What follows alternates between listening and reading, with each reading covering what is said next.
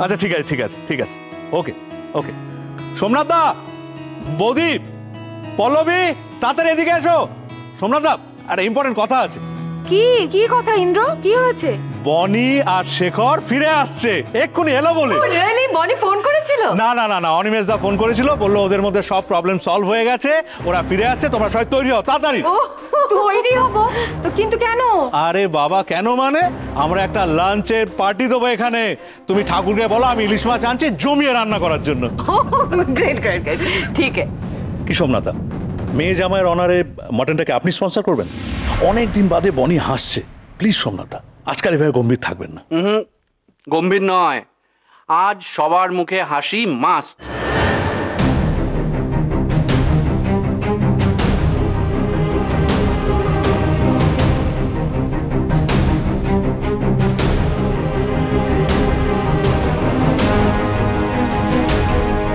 আরে সোহম, তুমি?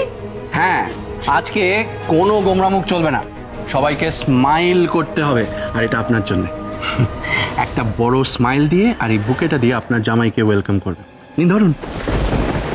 সোহম, এইসব আমার ভালো লাগছে না।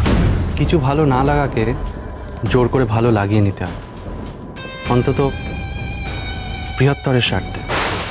আর সময়ের সাথে সাথে সব অভ্যেসে পরিণত হয়ে যায়।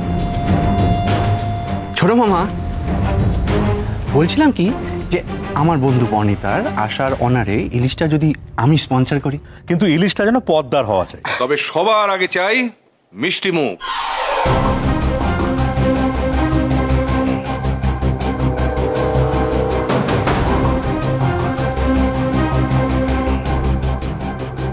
আরে আপনি? নিন মিষ্টির হাঁড়িটা ধরুন। আচ্ছা, শেখর আর বনি কিন্তু এক্ষুনি চলে আসবে, ওদের ইলিশের ভাগ কিন্তু আমারও চাই। জামাই আদর, আমিও কিন্তু এ বাড়ির জামাই, কি বৌদি? সে তো বটেই, কিন্তু জানো তো আজকের দিনে আমি সুমিকে ভীষণ মিস করছি। সোমনাথ দা,